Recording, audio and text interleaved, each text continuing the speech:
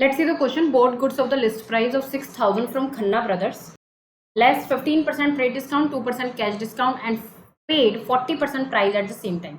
अब देखो cash discount जो मिलेगा वो किस पे मिलेगा, जो प्राइस उन्होंने तुरंत पे कर दिया तभी तो कैश डिस्काउंट मिलेगा. यानी कैश डिस्काउंट क्या होता है कि कहते हैं टेलर जो है वो ये कहते हैं कि अगर आप अभी पे कर देते हो तो आपको एडवांस में हम क्या देंगे 2% का कैश डिस्काउंट देंगे. ठीक है, तो हमारी एंट्री जो बनेगी वो बनेगी purchases account debit to cash जो हमने दे दिया टू डिस्काउंट रिसीव्ड यानी जो हमें डिस्काउंट मिलेगा और टू कुछ उधार भी तो रहेगा तो यानी खन्ना ब्रदर्स. तो ये हमारी एंट्री तो ये बनेगी. अब अमाउंट देखते हैं इसमें. ठीक है, तो देखिए 6,000 का सामान था जिसमें 15% जो है ट्रेड डिस्काउंट आ गया. तो 6,000 का 15% 6,000 का 15% अगर हम निकालेंगे तो आएगा 900 और उसको इनवॉइस प्राइस निकालेंगे तो हमारे पास बचता है 5100.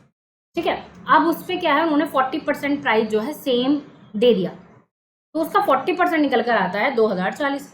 5100 का 40% जो निकल कर आता है वो निकल कर आता है 2040. तो अब जो कैश डिस्काउंट मिलेगा वो इसी पे तो मिलेगा कैश डिस्काउंट. तो यानी कितना मिलेगा 2%. तो इसका 2% डिस्काउंट आता है 40.8. कितना आता है 40.8. अब 40.8 को हम क्या लिख सकते हैं, अगर पॉइंट के बाद 5 से ऊपर के डिजिट है तो हम उसको क्या लिख सकते हैं, हम उसको 41 लिख सकते हैं. तो डिस्काउंट हमें कितना मिला 41. हमें कैश डिस्काउंट करनी कितनी थी, कैश पेमेंट करनी कितनी थी 2041, लेकिन हमें डिस्काउंट कितना का मिल गया 41 का 2040, लेकिन हमें कितने का मिल गया 41 का डिस्काउंट मिल गया. तो अब हमें पेमेंट करिए 1999. ठीक है, अब जो बचता है 5100 में से ये दोनों लेस करके जो बचता है वो बचता है 3060.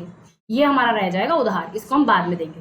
तो जो उधार बाद में रह जाता है उस पर हमें कोई डिस्काउंट नहीं मिलती है. डिस्काउंट हमें मिलती है जो हम कैश में पे कर रहे हैं. एक बार फिर से रिपीट करते हैं. सबसे पहले जो हमें लिस्ट प्राइस दिया हुआ है उसमें से 15% ट्रेड डिस्काउंट लेस करके हमें मिल जाएगा इनवॉइस प्राइस. इनवॉइस प्राइस का 40% हम लोग दे रहे हैं किसमें, कैश में. कैश में दे रहे हैं. अब जो कैश डिस्काउंट मिलेगा वो किस पे मिलेगा, कैश पेमेंट पर मिलेगा. तो उसका 2% निकल कर आता है 40.8 यानी हम इसको मान लेते हैं 41.